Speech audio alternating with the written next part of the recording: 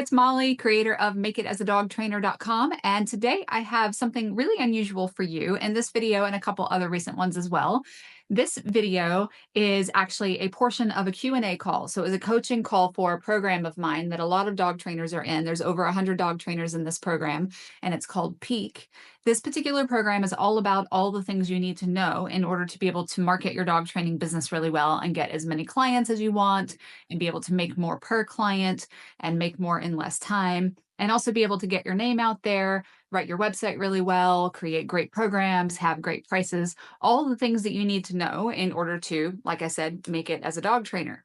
So in this particular Q&A, there was a really awesome question and some really interesting information that we covered, and I wanted to share that with you. And if you would like to be involved in a Q&A call just like this, so you can ask your own questions, anything you want, and find out the answer to it, down in the description, there is a link, makeitasadogtrainer.com/peak, so you can get all the details about this program and get in on calls just like this one. I think my biggest struggle right now is trying to figure out where the hole is in my business. I know we have talked about this before, but I can't seem to pinpoint it. I do know people see my website and my Facebook page when I post things, but nothing happens. Maybe I need to rewatch the Finding the Holes in Your Business. And Kevin says mine too, just really slow right now. And then more comments on that. So yeah, it is. So it's been relatively, with some exceptions, relatively slow for most people, almost universally, from about October-ish. And that used to be, before the pandemic, was the way it always was. Seasonally, like we always did trainings every year on like how to survive the winter slowdown, because it was just so common that like October, November, December usually were terrible. Some people would start picking up around now, middle of January. So I'm starting to see that now too with trainers that I work more closely with, that the patterns of the emergence of the slowdown. People that I know what they're doing, and their programs are fantastic, and their sales processes are 100% on point, and everything is great. And they were like, what the heck is going on? And December's been a disaster. November was really slow. So don't feel too bad about that. The seasonal slowdown is definitely a thing. However, it does seem to, right about this time of year, for some people start pulling out of that, which is good, but you need to know why it was slow. And you need to not assume it's only the season. It could be, and we talked about this in some other trainings too, that there's a section in Peak that's a new bonus that's a what to do during a slowdown when things suddenly get slow. And we talk about it in there as well. You can't assume it's all external. You have to assume, because that's what gives you power, that there's something you can do about it.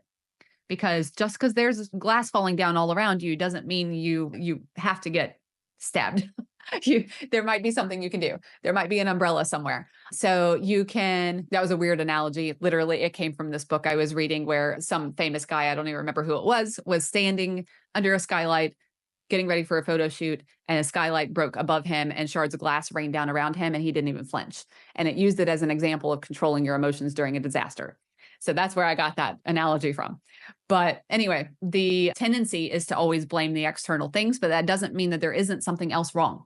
So don't only blame the winter and the slowdowns in the economy. Still go through base camp and figure out why it's going wrong and where exactly the hole is. Is it people are finding you and not contacting you and not signing up but spending very little? Where are they falling through the cracks? And at the very least, it gives you the power of knowing where to focus, like which thing is the thing that's broken most.